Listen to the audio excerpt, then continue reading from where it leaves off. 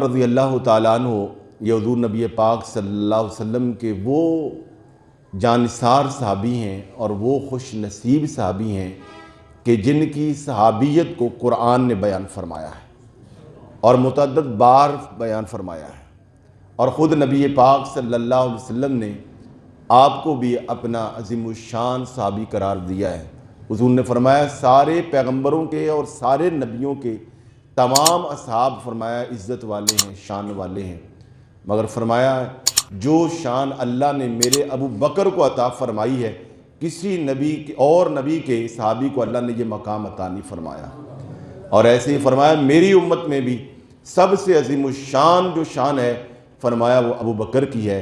فرمایا اگر اللہ کے علاوہ میں کسی کو خلیل بناتا، خلیل یہ دوستی کا ایک خاص بڑا درجہ ہے، خلت، میں اگر اللہ کے علاوہ میں کسی کو خلیل بناتا تو فرمایا ابو بکر کو اپنا خلیل بناتا۔ حضور نے ان کی صحابیت کے حوالے سے جو تصدیق فرمائی ہے تو اللہ جل شانہ نے آپ کو یہ منصب اور یہ اللہ تعالیٰ نے آپ کو اعزاز بخشا ہے کہ جتنے صحابہ کرام ہیں کسی صحابی کے اگر والد صحابی ہیں تو آگے اولاد صحابی نہیں ہے، اگر بیٹا صحابی ہے تو ان کا باپ صحابی نہیں ہے، یعنی بیٹے صحابی کے جو باپ ہیں والد ہیں وہ صحابی نہیں۔ حضرت سیدنا صدیق اکبر رضی اللہ تعالیٰ عنہ کو حضور کی دعا اور حضور نبی پاک کی نسبت کی برکت سے یہ اعزاز حاصل ہے کہ آپ خود بھی صحابی ہیں، آپ کے والد بھی صحابی ہیں، آپ کی اولاد بھی صحابی ہے اور آپ کی اولاد بھی صحابی ہے۔ گویا باپ بھی صحابی، خود بھی صحابی، بیٹا بھی صحابی اور آگے پوتے پوتیاں بھی صحابی ہیں۔ یہ بہت بڑی فضیلت ہے حضرت سیدنا صدیق اکبر رضی اللہ تعالیٰ عنہ کی۔ نبی علیہ السلام نے ارشاد فرمایا کہ جس نے بھی میرے ساتھ کوئی نیکی کا کام کیا، اسلام کی نصرت میں معاونت کی، فرمایا سب کو میں نے ان کا اجر یا ان کا بدلہ اتار دیا، ان کا شکریہ ادا کر دیا۔ فرمایا ابو بکر کے احسان اتنے زیادہ ہیں کہ اس کا بدلہ اللہ انہیں قیامت والے دن عطا فرمائے گا۔ حضرت سیدنا صدیق اکبر رضی اللہ تعالیٰ عنہ نے حضور نبی پاک صلی اللہ علیہ وسلم کی اور آپ کے مشن کی اور اسلام کی سربلندی کے لیے ہر طرح کی قربانی دی ہے۔ آپ نے جان کی قربانی دی، مال کی قربانی دی، اولاد کی قربانی دی، حتیٰ کہ عہدے اور منصب کی قربانی دی۔ اب مکہ میں بہت رئیس سے اور قریش کے ایک قبیلے کی جو شاخ تھی اس کے سربراہ تھے، سرپنچ تھے، آپ کا ایک بڑا عہدہ تھا، منصب تھا، مگر جب نبی پاک صلی اللہ علیہ وسلم فرمایا ابو بکر آج ہمیں اللہ نے حکم دیا ہے اور ہم ہجرت کر جائیں گے، تو حضرت سیدنا صدیق اکبر کے گھر حضور جب تیار ہو کے گئے، رات کا پتہ نہیں کون سا وقت تھا، جیسے ہی دروازہ کھٹکھٹایا تو سیدنا صدیق اکبر کو حضور نے تیار پایا۔ یہ معمولی بات نہیں تھی، گھر چھوڑنا تھا، بیوی بچے چھوڑنے تھے، منصب چھوڑنا تھا، بزنس مال و دولت چھوڑنا تھا اور دیس سے پردیس کی طرف جانا تھا۔ اور اس وقت تو یثرب کے بارے میں مشہور تھا، مدینہ المنورہ تو بعد میں بنا حضور کے قدمین کی نسبت۔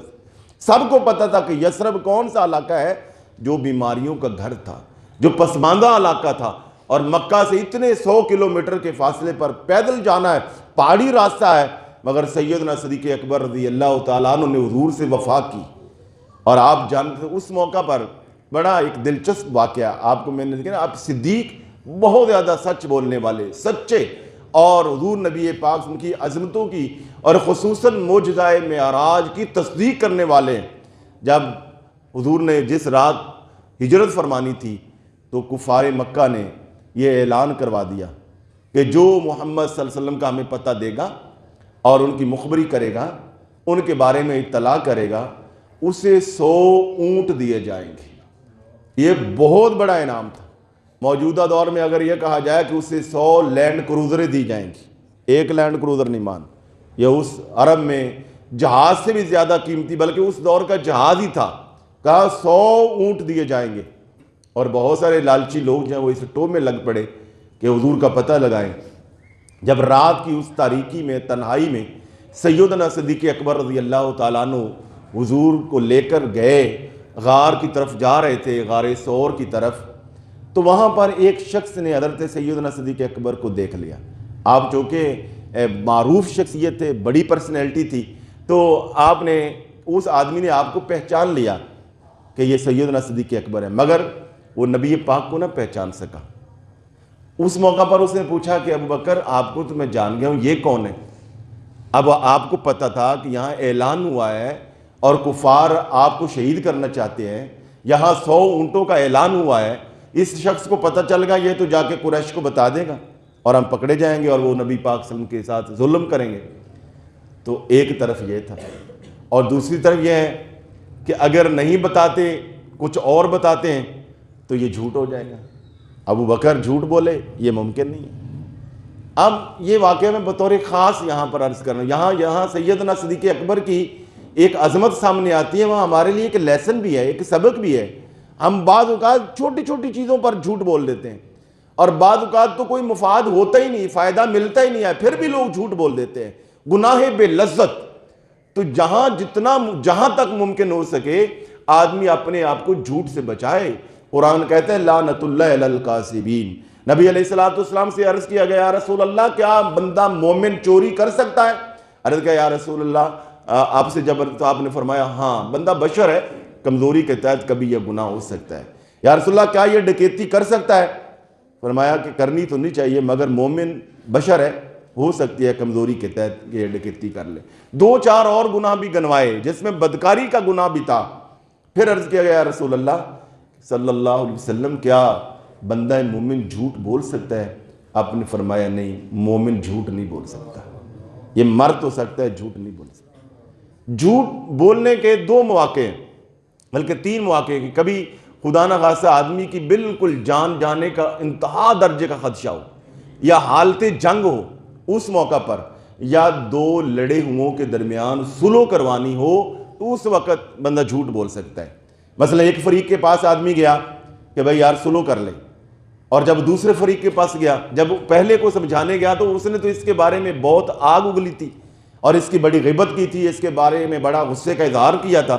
مگر جب بندہ فریق ثانی کے پاس جائے تو اسے ٹھنڈا کرنے کے لیے کہے یار میں اس کے پاس بھی گیا ہوں, وہ تو آپ کے بارے میں اچھی بات رکھتا ہے, اگر آپ اس سے ذرا قدم بڑھائیں تو میرا خیال ہے کہ وہ 2 قدم بڑھا لے گا, حالانکہ وہ بڑھا نہیں رہا. اس طرح 2 بندوں کے اندر صلح کروانے کے لیے آدمی جھوٹ بول سکتا ہے. ایسے ہی اپنے گھر میں بھی گھر کے ماحول کو بہتر رکھنے کے لیے بیوی کے ساتھ بھی بندہ یہ کہ ماحول بہتر ہے مگر جان بوجھ کے جھوٹ کام نہ کرے. تو یہ چند ایک مواقع ہیں. مگر آپ یہاں یہ بھی دیکھیں کہ جہاں اتنی زیادہ جھوٹ سے ممانت ہے, 2 لڑے ہوئے بندوں میں صلح کروانے کے لیے تھوڑا سا جھوٹ کی اجازت ہے تاکہ خیر کا راستہ نکلے. مگر ہمارے معاشرے میں تو کتنے ہی ایسے لوگ ہیں جو جھوٹ اور بات کا بتنگڑ بنا کر فریق مخالف کو بتا کر بڑے بڑے لوگوں کے اندر دوریاں پیدا کروا دیتے ہیں. خاندانوں میں, بھائیوں میں, تنظیموں میں, اداروں میں, ہاں جی آپس کے دوست احباب میں لوگ جھوٹ بول کر لوگوں میں دوریاں پیدا کرواتے ہیں. نبی علیہ الصلوۃ والسلام نے ارشاد فرمایا جو بندہ 2 بندوں کے اندر دوری پیدا کرتا ہے, غلط فہمی پیدا کرتا ہے, لڑائی کرواتا ہے, فرمایا ایسا شخص اسلام سے ایسے دور ہو جاتا ہے, فرمایا جیسے کسی کے بال مونڈ دیے جائے تو اس کے بال سر سے جدا ہو جاتے ہیں, ایسا شخص اسلام سے جدا ہو جاتا ہے. اور اسی طرح اگر کوئی کسی کی صلح کرواتا ہے, لوگوں کو دل قریب لاتا ہے, ان میں محبتیں پیدا کرتا ہے, غلط فہمیاں دوریاں دور کرتا ہے اور لوگوں میں صلح کرواتا ہے, تو ایسے بندے کے بارے میں حضور نے فرمایا صحابہ آؤ میں تمہیں ایسی نیکی نہ بتاؤں جو نماز سے, حج سے, زکوٰۃ کی ادائیگی سے, حتیٰ کہ فرمایا جہاد سے بھی زیادہ افضل ہے. صحابہ کرام کہتے ہیں ہم بڑے حیران ہوئے کہ اتنی عظیم الشان نیکی کون سی ہے؟ تو حضور نے فرمایا کہ صلح بین الذات, فرمایا 2 لڑے ہوں میں صلح کروانا ان تمام نیکیوں سے بڑی نیکی ہے. بول رہے ہوتے مثلا کسی کو ملنے جانا تھوڑا لیٹ ہو گئے تو اس نے فون کر لیا کہ کہاں ہے, تو ہوں گے ایم یو کالج اشارے پہ, میں چوبرجی پہنچ گیا. یہ جھوٹ ہے, یہ بھی جھوٹ ہے. کوئی ملنے کے لیے آیا تو اتنی جرت نہیں ہے کہ ہم کہہ دیں کہ جی میں کھا رہا ہوں یا میں آرام کر رہا ہوں یا میں گھر میں بزی ہوں, تو جھوٹ بولیں گے. بچوں کو کہہ دو کہ بابا گھر ہی نہیں ہے, ابو گھر نہیں ہے, یہ جھوٹ ہے. آپ بچوں کو بھی جھوٹ سکھا رہے ہیں اور اپنے آپ کو بھی جھوٹ بول رہے ہیں. تو اس کی بجائے بعض اوقات پہلی بات تو یہ ہے کہ ہمیں سچ بولنا چاہیے, سچ سننے کی بھی سکت ہونی چاہیے. اور بعض اوقات یہ بھی تو ہوتا ہے نا کہ آپ خاموش رہیں, ہاں جی آپ خاموش رہیں. تھوڑا بات کو تھوڑا سا کوشش کریں کہ اس طرح کے الفاظ بولیں کہ آپ کا مقصد بھی حل ہو جائے اور کچھ نہ کچھ اگلے کو جواب بھی چلا جائے اور جھوٹ بھی نہ بولنا پڑے۔ حضرت سیدنا صدیق اکبر رضی اللہ تعالیٰ عنہ کو اس شخص نے کہا کہ یہ کون ہے؟ تو اب اگر سچ بتاتے ہیں تو حضور کی جان کو خدشہ ہے، جھوٹ بولتے ہیں جو کہ بولنا نہیں، صدیق اکبر اور پھر جھوٹ بولیں، یہ کیسے ہو سکتا ہے؟ تو آپ نے بڑا کمال، بڑی ذہانت اللہ نے آپ کو عطا فرمائی تھی۔ آپ نے کہا کہ ھذا رجل یہدین السبیل، ایک آدمی ہے۔ اچھا یہاں عربی لوگ جانتے ہیں، یہاں الرجل ہے، یعنی خاص، عام نہیں، یہ خاص آدمی ہے جو مجھے سیدھا راستہ بتاتے ہیں۔ آپ کی سیدھے راستے سے مراد تھی کہ گویا آپ جنت کا راستہ بتاتے ہیں۔ یہدین السبیل، سیدھا راستہ، کون سا؟ دین کا سیدھا راستہ، اسلام کا سیدھا راستہ، یہ مجھے جنت کا راستہ بتانے والے ہیں۔ آپ کی نیت منشا یہ تھی۔ مگر اس آدمی کو بھی جواب دے دیا۔ وہ کیا سمجھا اسے؟ وہ یہ سمجھا کہ آپ چونکہ کاروباری آدمی ہے، بزنس مین ہے، شاید آپ نے بیرون ملک سفر کرنا ہوگا یا کہیں دور جانا ہوگا، آپ ساتھ گائیڈ کو لے کے جا رہے ہیں، کسی ایسے رہنما کو لے کے جا رہے ہیں جو آپ کو راستہ گائیڈ کر رہا ہے۔ وہ یہ سمجھا زمینی راستہ، اور آپ کی مراد کیا تھی؟ تو گویا اس طرح جواب بھی دے دیا اور جھوٹ سے بھی بچ گئے۔ یہاں پر میں تھوڑا سا جاننے کے لیے، چونکہ بہت سارے لوگوں کو پتہ نہیں، وہ یہ سمجھتے ہیں کہ ہر موقع پہ شاید جھوٹ سے ہی ہماری جان چھوٹے گی۔ ایسا نہیں ہے۔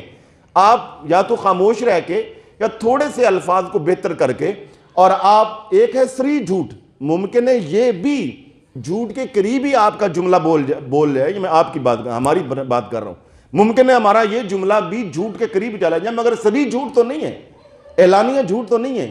جیسا کہ حضرت امام غزالی علیہ رحمہ کے بارے میں معروف حکایت ہے کہ ایک شخص آپ کو ملنے کے لیے آیا اور اس نے آ کے دروازہ نوک کیا۔ اب دروازے سے باہر آ گئے، اپنے گھر سے باہر آ گئے، گلی میں کھڑے، دعا سلام ہوئی تو اس نے آگے سے سوال کیا کہ حضور کیا امام غزالی گھر پر ہیں؟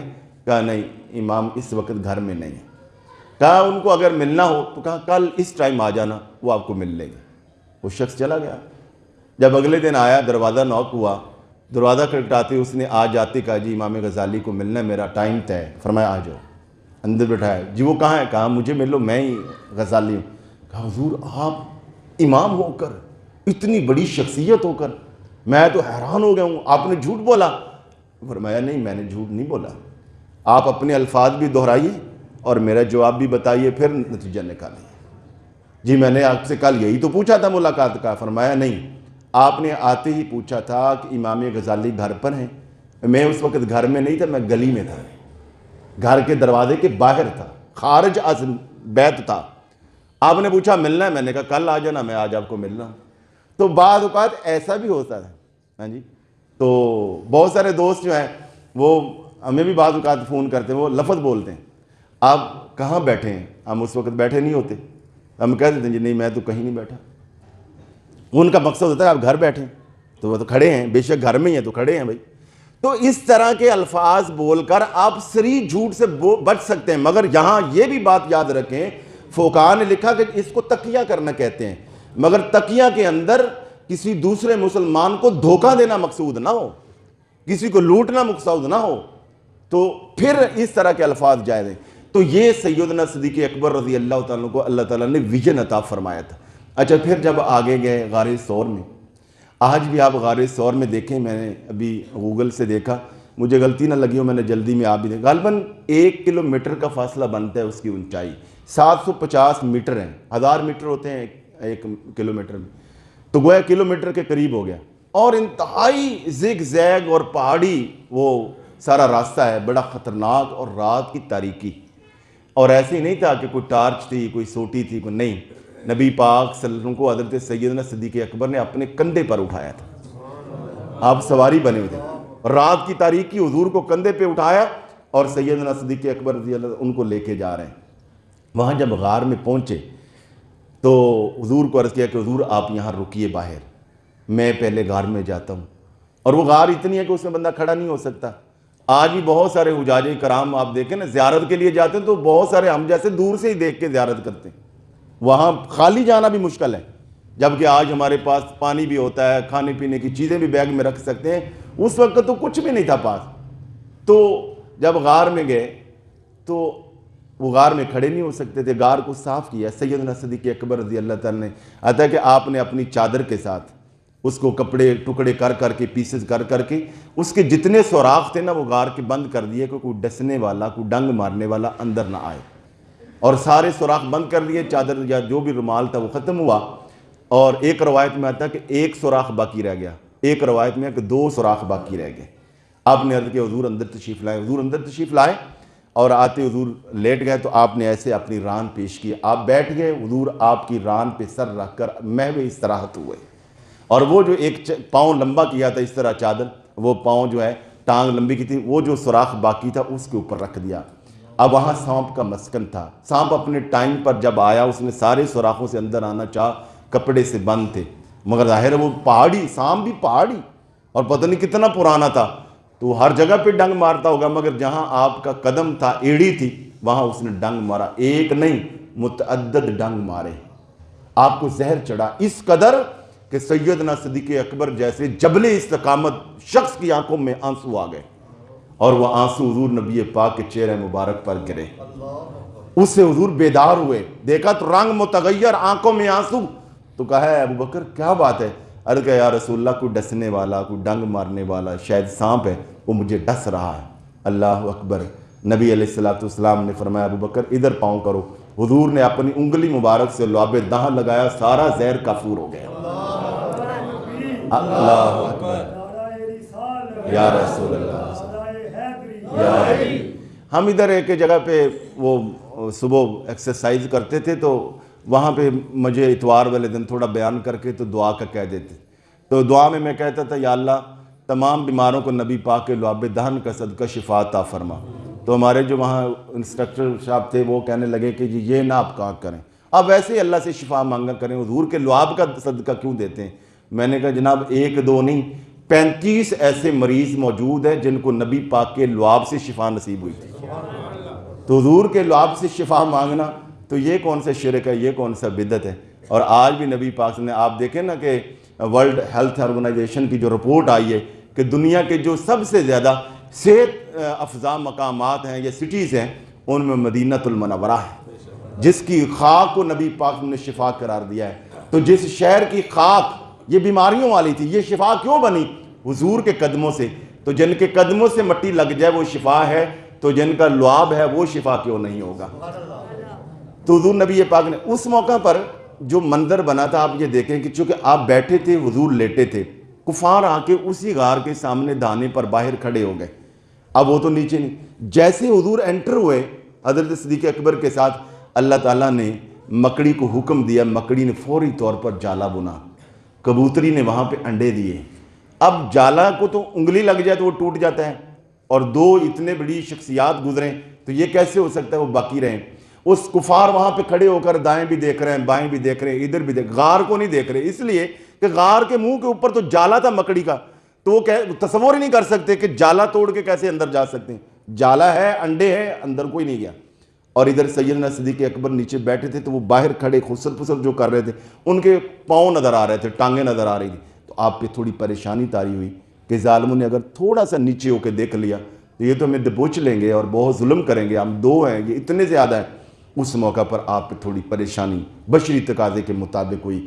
قربان جاؤں صدیق اکبر کیا شان ہے، غار کے اندر نبی کی صحبت میں پریشان اللہ کا پیارا، اللہ کے پیارے محبوب کا محبوب صاحب، اللہ تعالیٰ نے جبریل کو بھیجا، ثانی اثنین اذ ہما فی الغار، 2 میں سے دوسرا جب یہ کہہ رہا تھا اپنے ساتھی کو کیا کہ بہت پریشانی ہے، دیکھیں وہ آ جائیں گے، تو وہ کیا تھا، اذ یقول لصاحبہ لا تحزن ان اللہ معنا، تو ان کے ساتھی نے کہا کہ آپ پریشان نہ ہوں، آپ غم نہ کریں، بے شک ہمارا رب ہمارے ساتھ ہے۔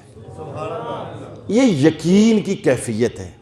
دیکھیے یقین والی زندگی بندے کو کامیابی کی طرف لے کے جاتی ہے، چاہے دنیا کی کامیابی ہو چاہے آخرت۔ یقین والی زندگی جو ہے نا، یہی اصل میں قرآن کی پہلی جو سورہ ہے، بڑی سورہ پاک جو سورہ البقرہ فاتحہ کے بعد بڑی سورہ پاک یہ ہے، تو وہاں پر بھی قرآن پاک ہم سے یہی تقاضا کر رہا ہے، وَبِالْآخِرَةِ هُمْ يُوقِنُونَ، جو مومن ہیں وہ آخرت پر یقین رکھتے ہیں، لہذا شک کی زندگی سے نکلیں، پک کی زندگی کی طرف آئیں۔ یقین کی زندگی۔ اب یہاں پر اللہ تعالیٰ کی قدرت کاملہ کی طرف بھی آپ کی توجہ دلاؤں کہ اللہ کتنا قادر ہے، اللہ جل شانہ